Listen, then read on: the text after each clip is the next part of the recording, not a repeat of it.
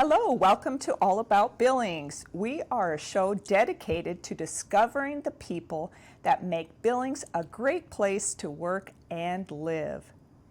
We will interview local business people, community leaders, entrepreneurs, entertainers, artists, and all sorts of interesting people here on the show. And we will learn from their successes, their failures, and their connection to Billings. I'm your host, Nancy Brook, broker and owner at Billings Best Real Estate, and it is my pleasure today to have as my guest Karen Grosz. So Karen, how would I describe Karen? Karen is fun, caring, energetic, and passionate. I met Karen, it's been more than 10 years, maybe 15 years or so. You know, some know her as the Monday video lady, which we'll talk about. She's energetic and she sends out positive messages to start each week. I'm a subscriber, by the way. Karen is a 5-time author, and we'll talk about her books. She's also an award-winning speaker who's also been on the TEDx stage. She's founder of Canvas Creek Team Building and recipient of the Montana Governor's Award for Volunteerism. Karen tells us her mission is to inspire others to be their best, to try the next thing, and to know they are worth every effort it takes to live their next. Welcome to the show, Karen. It's so wonderful to be able to connect with you today. Oh my gosh, Nancy, I'm excited to be here. I always feel tired though when I hear a bio like that that's well researched. I'm like, oh my gosh, that's thank you. Yeah, that was a marvelous intro. Well, let's just start talking about your business. I'd love to hear all about your journey in being a business owner. Thank you. Yes, I left the corporate world for absolutely the wrong job. I just didn't realize it at the time. Oh. And back then we owned In Good Glazes, which was a ceramic studio, right? And I went to the studio just to kind of think about, what am I going to do? What's it going to look like? And I had this idea for team building with art. And so that's what we do. We do collaborative art. The company is 12 years old this month, actually. And we've worked with over 80,000 people, companies as large as Walmart, as hardworking as Newman Restoration. And we take people who are not artists, who don't want to create art, and maybe don't even want to stand beside one another, and have them create art that then defines who they are as a team. It's really a powerful experience. How did you come up with this idea? Yeah, so truly there were 2 people painting on a cup in the studio, and I thought, oh my gosh, we're never going to make any money like that. But what if I had people paint together? And so I went home and started Googling it, and I couldn't find anything, no collaborative art, no team art. There wasn't anything really great, but there was a man in New York City who was using Tunisian art rules, the rules that they used during times of war to communicate. And those rules were that somebody started the canvas, somebody ended the canvas, they painted in silence, and you created it together. You had to work on top of one another's art. And so that video had like 15 views, and by the end of the night I'd put 400 on it because I was so excited. I was like, this is it. Wow. So I had the idea on Tuesday. I tested it on Thursday with my family, tested it on Saturday with 20 people in the studio, and on the following Tuesday did my first paid event. So it just was bing, bang, boom. It was from concept to business just right away. So you were originally just serving consumers, individuals, and then you took this to a whole new level. How was that? Yeah, that was, it was so fascinating. I knew that I wanted to work with teams because I'd come out of the corporate world where I was training people and thinking about leadership all the time. So I wanted to work with adults and wanted to work with teams. And so it was hard to get known in Billings because at that time I'd been traveling all around the country and nobody knew me here. Right. So it took a little bit of effort and a little bit of going to every single meeting, everything the Chamber of Commerce did to get known. But eventually it happened, it clicked. So how did you find your first client? Because that sounds like a challenge. You're promoting something that people haven't heard of. Right, and don't want to do. Yes, and then you're trying to convince them not only to do it, but to pay you money right, to do it, right? Right, and to pay me a lot of money. That was the goal, right? So it happened partly because In Good Glazes, my daughter and son-in-law were running it, and they just had such great customer service. And so people in there knew us, and when we did our first test, it was people in the studio and people from Toastmasters, which is where I met you, trying to become a better speaker, and just that type of of people just came in and did test groups for me, and then those test groups would go out and talk to their friends about, you should see what she's doing. And so each test group led to 2 or 3 actual clients, and eventually it just kind of clicked. And one day Walmart called and said, do you want to come to Bentonville? I'm like, yes, I'll be there in an hour. Wow. How did Walmart hear about you? I think it was a complete accident. Probably one of those Facebook things where they saw somebody post about it and saw a video that the team had had a transformative experience where they truly changed how they behaved with one another after going through the team building process, because it really is so powerful. People have a visceral response to it. I talk about it as being cavemen. After you've created your art together, if I walk up and threaten that art, the team will push me away physically. Like, I had a principal one day grab me by the shoulders. He said, I will throat punch you. I'm like, that's what I want, that kind of response where they're so invested in the team and the art. And so people talk about it, and the right people heard it. So what kind of art do people do? Do they do ceramics or? Nope. So we have, I call it a couch art. So it's 48 inches long, so about the length of this couch, Okay. 24 inches high, and 4 people stand side by side and create that art. And we've worked with up to 1,400 people in a room doing that art. So that's a lot of canvases. And so what is the purpose of doing the art together? So the purpose of doing the art together is that when you think about team building, there's the team building where we go to a movie and we all sit and watch the movie and we're looking in the same direction, but we're not really interacting with one another. So this is a true, you cannot do this by yourself. It's a great big canvas. You have an hour to do it, and you're not an artist, and nobody on the team is an artist, so we have to figure out how we're going to work together. So a team goes through 3 stages: begin when they're just put a little paint on the canvas and figure it out a little bit, and become when they realize we could really create something together and their movements get really big and there's a lot of laughter in the room. And then believe is afterwards, where their art, even if it's really ugly art, they're really proud of it because they created it together. So I don't give them direction. I don't say we're going to create Bob Ross mountains, although a lot of teams do that. Sure. But there is, at between 13 and 17 minutes, I have it timed, there is this amazing creativity surge that will come into the room, and if the team is listening, they'll feel that surge of creativity and they'll create something together. That's fascinating. Oh my gosh, it's amazing to watch it happen. So is anybody else doing anything like this? I've never heard of this before for team building. I Yeah. mean, of course I've heard of people doing art together, but not necessarily people from a company, or I guess it could be a family. Yeah, so there isn't anybody else who offers exactly what I offer Right. unless they've trained with me. Sure. There's a lot of people that I've trained to do this, and they have this going in their businesses, but there's no other company that does quite what we do, which makes it really exciting, right? Yeah. Right, and I thought that we were not going to paint with families. That was not part of my goal. And Good Glazes took care of families. I wasn't worried about that. But the first time we painted with a family, mom and dad were both professionals, and the daughter was 7 years old, and she painted right along with mom and dad. And at the end I said, what will you guys do with the canvas? And the daughter said, I think when we're yelling and screaming at one another, which all families have those moments, Sure. she said, I think we should go look at our canvas and remember we can be quiet and we love each other. Wow. Right, and so I really heard that. Wow. So for a long time, at least half of our work was done with families, and now there are some coaches who are still out there working with families. I don't do that now. Post-pandemic, that just didn't really start up again, but a lot of Right. my coaches do that. So how do you find your clients? So you said some of them, obviously you're working with the Chamber of Commerce, meeting people, trying to get in front of people, but now you're beyond Billings. Yeah. You're across the country. I don't know if you've done anything out of the country, but Yep. No, this fall, I'll be doing an event in Portugal, which is exciting.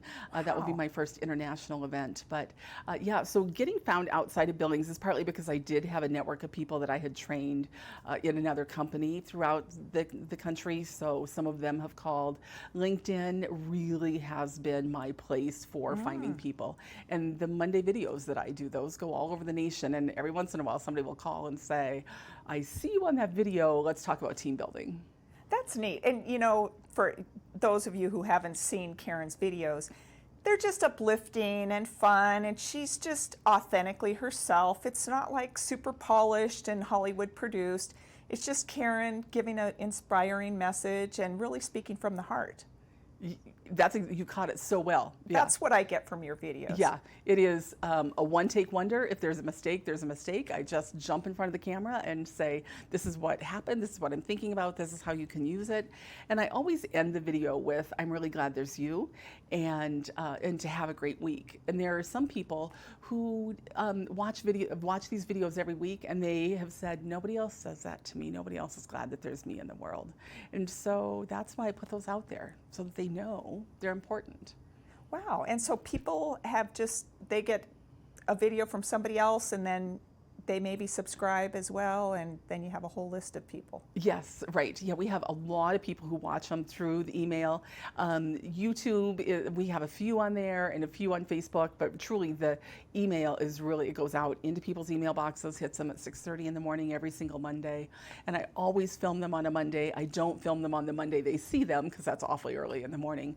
But I film all of them on a Monday so that it's authentic and I have integrity. And tell them how I'm feeling about Monday, that it's okay to enjoy Mondays and get up and have a great day. Well, that's really a good message, though, for people starting the week. And let's face it, some people don't feel like they're living their best lives, right? I mean, so how do you help people? I mean, because you must see people in these corporations that aren't necessarily really excited about their work. Right. And so how do you reach them? How do you, I guess, coach them? Yeah, that's a great question. So we lived in Alaska for 25 years before we moved here. Right. And I went through depression while I was there, because it's so dark and dreary and all of those things. And I realized that I got to choose who I really wanted to be. And Billings really helped me to do that. And so those Monday videos, what I'm trying to remind people is that you do get to look out at the world and say, I'm going to see a sunrise or I'm going to see rain, and I'm going to see happiness or I'm not. You get to make that choice every single day. Some days are harder than others. And my Monday videos, people have watched me go through the loss of my mom, the loss of my brother, those type of things. I still find the good in the world, which we can do every single day. We just sometimes need somebody to say, there is good in the world. And that's what I'm trying to do. Well, and you make a good point, because a lot of times people can have struggles. I mean, whether obviously the death of somebody we love is, on the very severe end, but even maybe we aren't very connected with our work, or we don't like our boss, or whatever the case is, there are always good things that you can appreciate. It almost sounds like being grateful for the wonder that you have, instead of, I guess, complaining about things that aren't going your way. Yeah, truly it is. It is looking at the world and finding the wonder and saying, look at the trees have all, got green leaves today, and they didn't have that a week ago. And imagine just taking a moment and thinking about that. And one of my most popular Monday videos was talking about all of the servers in the world, the people who bring us the food in the restaurant and wash our car for us, and how they improve our lives so much. And sometimes we forget to say thank you. And sometimes they don't know how much they're appreciated. So I tried to share that appreciation with them and let them know, I notice that you are helping me to have a good life by doing the work that you're doing. So you do these group interactions, they do their art together, then what happens? How do they sustain this feeling of camaraderie that they develop? Yeah, great question. So that's one of the things that the Monday videos are supposed to help with. A lot of teams subscribe to them. And the cool thing about Canvas Creek is that art that they create together goes back to the office with them. So they hang it on the walls, and quite often you will see people standing in front of their art, and they'll tip their head to the left and they'll tip their head to the right, and they'll poke one another if there's somebody standing beside them, and they'll point out the little elk that they made or the little car that they made. And they'll talk about what they promised one another. And so this year we started working in schools, doing these events in schools. I'd thought about it for a long time, but this year we really just leaned into that. And there's some of the art hanging here in the building that students created together.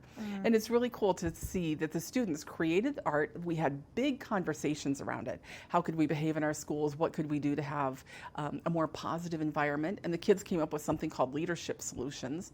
And in almost every school, they meet once a week to talk about how they can continue taking care of one another. So the art is really a catalyst for what they want to do next. Each organization uses it a little bit differently, but it's there as a constant reminder, which again is unique. There's no other team building that does that. So you work with corporations, schools, some families. Yep. it just seems like it's endless possibilities. Yes, it really is. So schools, we're really focusing on heavy right now, as well as training people to do what I do, Sure. because there are endless possibilities. It is, there's so many people who need to figure out how to communicate and collaborate with one another, how to go through change. Oh my gosh, what we do for change is really crazy. Wow. Well, and let's not forget this. So you are also an author of 5 books? Yes, 5, yeah. And this one is called Quiet Leadership. Is this your latest book? This is my latest book and probably my favorite. Okay. Okay. So tell us about this book. So, as you can imagine, team building wasn't really going to be a thing during the pandemic, Right. right? And my mom had died right at the beginning of COVID, and I was sitting on the couch with, a tub of ice cream and Netflix, and I thought, oh, by darn, this is not what I want my story to be like. And so I wanted to come out of it in better shape with a stronger business. And I looked at the world and I thought, what we need right now is quiet leadership. We need to stop yelling at one another. We need to stop having the riots, and we need to listen to what we know as leaders, and for the quiet leaders to step up and say, this is what I know, and this is how I think we could fix this. And so the book is not just about COVID. There's a couple stories there, but it really is about all of the lessons that we have learned from our dads and our neighbors and our grandfathers that are leadership lessons. You didn't even know it was a leadership lesson when you were learning it. But if you lean into it, it can change how you lead your team and how you impact the world. So this book you did during the pandemic. So Yes. instead of sitting on your couch eating ice cream and watching Netflix, you decided to do something a little more proactive and productive. Right? Yeah. I did 2 things during that time. Proud of One- yourself. Wow, that's yeah, amazing. Yeah, thank you. Yeah, I would have driven my whole family crazy if I didn't have a project. They would have been my project. Yeah, it was exciting to work on it during the pandemic. It gave me something to think about, and it gave me a gift to give to the world, just like the Monday videos, where there was still something I could do for the world every day to say, you really do matter to me, and as an individual and as a collective team. Wow, well, that's really inspiring. Thank you. So how long have you had your consulting business, your team building business? So I've been doing the team building for 12 years, consulting for 14 years, but I had done kind of this for 10 years before that, just not on my own. So you've been doing it a long time. Yes. And so how did you end up in Billings? Because I know you were in Alaska for a long time. Right. And you're originally from Rapid City, Right. right? Okay. Right. Great question. So I grew up in Custer, South Dakota. Okay, Custer, okay. Yep, right under the nose of Mount Rushmore. Yep. And we were moved to Alaska for, I heard, 1 year. My husband said I never said that, but we we moved for 1 year, and I fell in love with Alaska. Sure, beautiful. Right, and the rest of the story is I was so shy I couldn't talk to 3 people at one time, but in Alaska I kept trying the next thing and the hardest thing and the next bigger thing, and eventually became a corporate trainer for a direct sales company, Creative Memories, which was actually started right here in Billings. Oh, okay. Yeah, so its backstory is here. So I got to travel the country with amazing people, studying leadership, studying sales, studying how to take care of a team, and they wanted me to live somewhere on the West Coast. Well, that just didn't work for who we are. Right. And so Billings was as far east as we could get, and it researched really well. It was my first real Google research about what's the crime rate and what's the air pollution and how's Yeah. the water. And Billings had a great airport, and so this is where we landed. And now it's home. I cannot imagine leaving here. My family lives here. My grandson is going to school here. It's home, home, home. It's where all our friends are. Well, that's wonderful, and you have quite the community here. And I just want to get back to something you said about being too shy to talk to 3 people. So a lot of people have deathly fear of public speaking, like they'd Right. rather die Yes. than speak in front of people. How did you Right. get over that from being so nervous and shy that you felt awkward? Right. It's a great question. I went to a PTA meeting when I was very young. My daughter was in 1st grade, and it was my first PTA meeting, and they elected me president of the PTA. because I didn't know how to say no.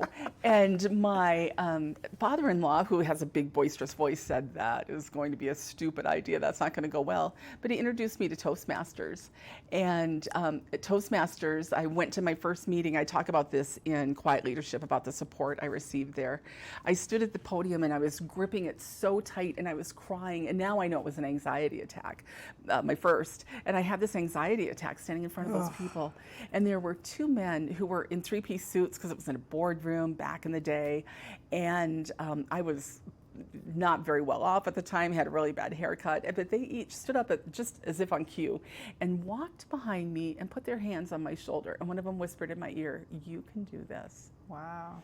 And I got through that speech, and 2 weeks later when I had to do my first 3-minute speech, they did it again, put their hands on my shoulder and got me through it. And so in Quiet Leadership, I talk about how sometimes that's what we have to do for people. And I do it for people who want to speak a lot. I stand behind them and put my hand on their shoulder and say, "You can do this," because I still feel that touch.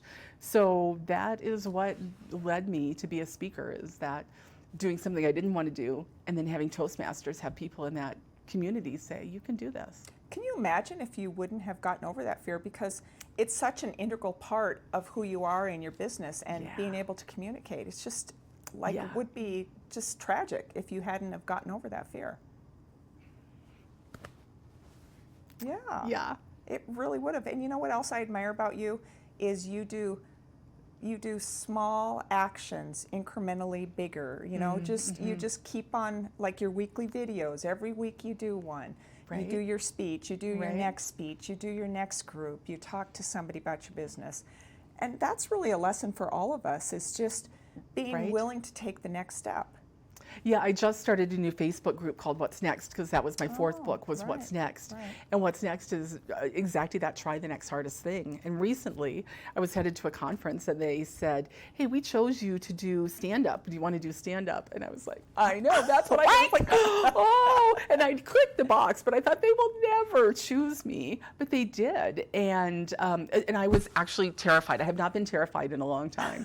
I was terrified. And so I did stand-up, and I felt the most alive ever. And that's what we have to do. I think that would be my message to people, is to sit in a different seat and try something new every single day. You just have to change your toothpaste and change what you're looking at, because the world is so exciting if you do that. Right. Well, or take a different way to work, right? Yes, please. Yeah, just vacation somewhere different. Don't go to the same place all the time. Right. You never know what you're going to see or who you're going to meet. You just have to put yourself in a different spot. And it is scary, but the world rewards you with really cool experiences. Well, and I know you have a real drive to help people live their best lives. What do you think gets in the way of people living their best lives? Fear. I think we get really scared. We don't know what it will cost, and we don't know who we might see, and we don't know what the bear is that's going to jump out and grab us. But what I've found is the more that you lean into that fear, the more you do the stand-up, the easier it gets, and the more you realize that it is okay to try new things, and that change is going to be okay. Especially change your toothpaste. You cannot believe, I've been booed off the stage when I told people to change their toothpaste. Well, and I suppose we have a tendency to just kind of grip on to what we know. Yeah. It's easy, it's comfortable. Yeah, and then it's like, well, maybe if we just loosen this grip and try something else, it might be more satisfying, but you don't know. We watch the same movies over and over. Yeah. We read the same book over and over. So I personally don't do that. I've never watched, well, I think there's 2 movies I've watched twice. Sure. But just, I think that we get too insular in our thinking, and then it is scary to think of something else. Adam Grant has a great book on that called Think Again, which is how insular we get in our thinking and how exciting it is when we get outside of that. Well, tell us about your proudest moment about starting your business. Oh, wow. So I think there have been so many moments, like when I'm standing with a team and they get it. standing in schools this spring, working with those students and seeing them getting up and seeing students that I had raised help me. But this year, the Small Business Administration awarded me with Community Business Champion. Wow. Which was, at first I was like, oh, it's just a little award. But when I was standing there and realized that I was awarded that because I'd helped so many other businesses and so many other people, that was a really proud moment. And again, I couldn't have done that if I wouldn't have stepped out of my comfort zone and learned how to speak and then learned how to start a business. Right. If you wouldn't have taken those steps however many years ago, 20 years ago, right, you wouldn't have been where you are right now. Right. So I had to go through that terror in order to get to be in a place of comfort and a place where people said, we see what you're doing and it's really cool. Wow, that's neat. Well, in contrast, we all know business owners have challenging times. What has been the most challenging time for you? So the most challenging time was March 12th of 20, when my phone rang all morning long and people were canceling events and I didn't know what was going on. I'm like, why is everybody canceling? Oh no! Because I was at my mom's deathbed. I knew she was dying, and she was, and it's never joyful when somebody dies, but it was a happy moment. She knew she was, and her friends were coming in and loving her. Sure. So I lost all of my events, and then my mom died that night, and I was like, what the heck? And I started to hear about this COVID thing, and we weren't here. We were in Phoenix, and I thought, what am I going to do? And I walked into a sunroom in Phoenix, and there was one magazine in that room. It was so interesting, Nancy. And the sun was shining on it. It was like one of those moments that you see in a movie. The sun's shining on this magazine laying on the glass table in a sunroom in a hospital in Phoenix. And it was Yellowstone Valley Women magazine. Isn't it crazy? That is crazy. Right, and here's the even crazier thing. The article in it was about my mom and being bold and how sometimes you have to just be bold. And I saw that and I thought, I'm going to be okay because I can always write, I can always lean into my community. But it was terrifying truly to have a team building business that was a major portion of our family income and everything just shutting down. And everybody felt that. But to figure out how to survive that and come back strong, that was a lot of work. Well, and then you're dealing with the grief. And I mean, even though you knew your mother's death wasn't grief. Unexpected, you still have a major loss. Yes. So that must have been a very, very hard time. Yeah, it was very, very hard. But what got me through it, besides family and, so I don't believe in balance. I believe in honoring your life. And so when you're sick, you're sick. And when you're happy. And you just get to honor your life. So I stuck in the grief as long as I needed to. But it was the business community, the Chamber of Commerce, Big Sky EDA, that really leaned in and said, you and your business are worth propping up. And so it was my business community that helped me to get through that time and to figure out how I could keep that business alive. It was really incredible to have them come around me and support me. That's amazing. Well, and speaking of Billings, how do you envision the future of Billings and what do you see your role being? Great question. I think we have so many fabulous, wonderful things going on here. I'm a member of Rock 31 and I do a lot of work with the Big Sky EDA team and the Chamber of Commerce, but really Rock 31, where we're looking at all of these entrepreneurs and all of the things, the businesses that these people want to start and the impact that they want to have on the world. I see that is really an incredible gift. All that we need to do is say to these people, especially our students, say, you have a great idea, I'm going to support you and go for that. I think this is a great place to launch businesses, and I think we'll do more and more of that. We'll figure out how to launch businesses. Well, it has been my pleasure to interview you today. Wow, what an amazing life you've lived. And it's so wonderful to have you here in Billings and a resource for our community. Thank you. Thank you. Fabulous interview. I very much appreciate getting to do this. Thank you so much, and thank you everybody for watching All About Billings, and we hope to see you next time.